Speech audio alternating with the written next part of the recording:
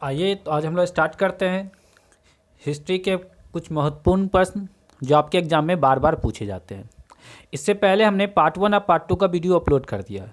अगर आपने नहीं देखा है तो आप उसे भी ज़रूर देख लें। और टोटल 50 क्वेश्चन हमने करवा दिया है। तो हम बोले थे टोटल 20 पार्ट करवाएंगे, लगभग 500 क्वेश्चन के आसपास टोटल हम कंप्लीट करवाएंगे आपको। तो चलिए मैं स्टार्ट करते हैं प्रश्न संख्या 51 से।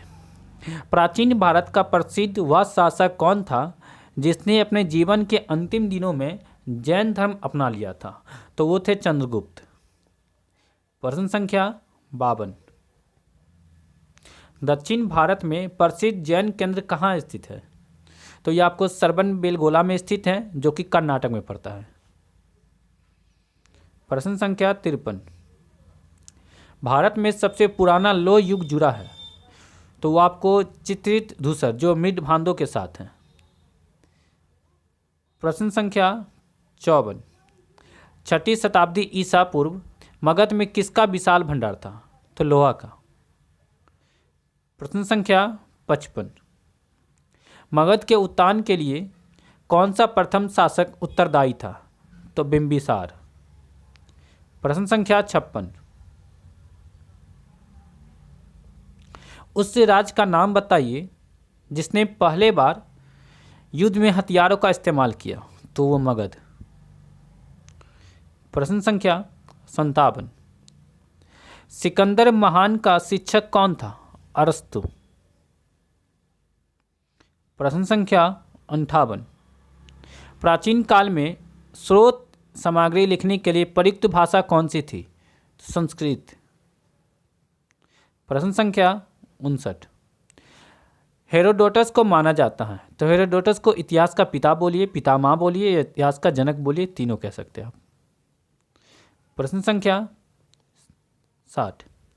अलेक्जेंडर, जिसको सिकंदर बोलते हैं, और पोरस ने लड़ाई लड़ी थी, तो झेलम का युद्ध इसको कहते हैं। यह आपको हाइडो स्पीच में था। प्रश्न संख्या 61। किसकी सेना ने ग्रीक शासक सिकंदर के साथ झेलम नदी के तट पर मुकाबला किया था? तो पोरस। प्रश्न संख्या 62। यहूदियों के धार्मिक पाठ का क्या नाम है? मूसा संहिता। प्रश्न संख्या 63। महाभाष्य किसने लिखा था? तो महाभाष्य के लेखक आपको पतंजलि थे। प्रश्न संख्या 64। प्राचीन काल में स्रोत सामग्री लिखने के लिए प्रयुक्त भाषा कौन सी थी? संस्कृत। प्रश्न संख्या 65।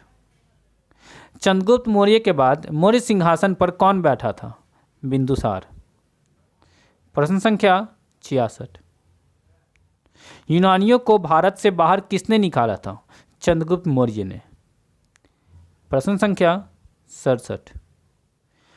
बिंदुसार के शासन के दौरान अशांति कहाँ थी? तक्षशिला में। प्रश्न संख्या 68। चंद्रगुप्त मौर्य ने अपने अंतिम दिन कहाँ गुजारे थे? तो श्रवणबेलगोला में, जो कि कर्नाटक में स्थित है।